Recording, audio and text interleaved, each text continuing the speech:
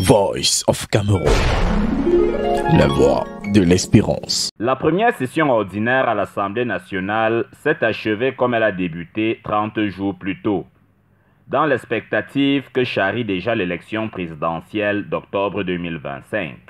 Une échéance électorale qui a figuré dans le discours du chef de cette chambre, avec en toile de fond une interpellation adressée à tous ceux qui y prendront part, à faire preuve de pondération dans cette course vers le fauteuil présidentiel. Une élection est une compétition qui suscite beaucoup de convoitises et d'engouement.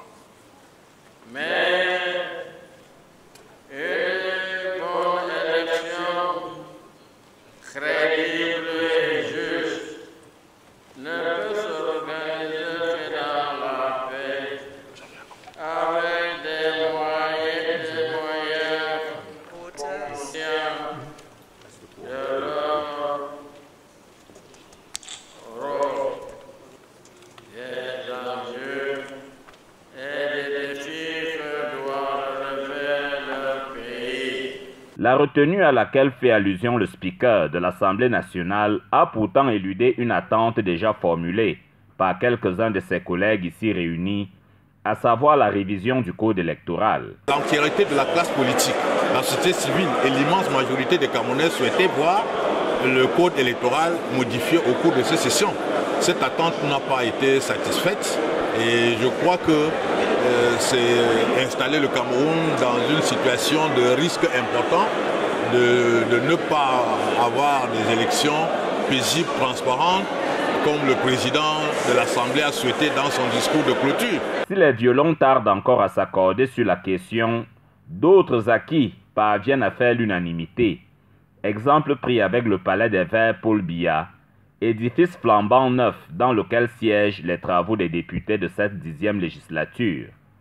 Depuis le perchoir, annonce a été faite de ce qui est entrepris pour épargner ce joyau de l'incivisme. Dans le processus de gestion du nouvel édifice et d'autres, j'ai créé au sein de mon cabinet une direction des palais avec pour mission de veiller à la maintenance de ce complexe. Ceci nous interpelle également tous, car élus, personnel et usagers, nous devons tout faire afin d'éviter quelques dégradations, que ce soit du palais de Verts Paul Biya.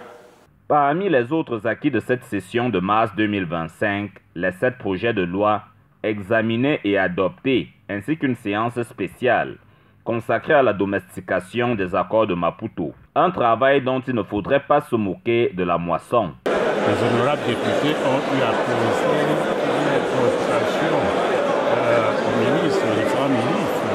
Et chacun a répondu à leurs préoccupations de la première manière, avec le professionnalisme de la loi.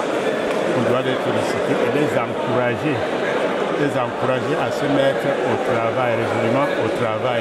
Je pense que si nous voulons faire un bilan comparatif, on peut dire que l'entame de l'année législative 2025 aura été abondamment exploitée, puisque nous sortons avec 7 projets de loi examinés et votés, 2 sessions de questions orales aux membres du gouvernement et une plénière spéciale dédiée à une thématique très préoccupante, à savoir la domestication de l'accord de Maputo. Donc comparativement à l'année dernière, on aura travaillé au cours de cette session.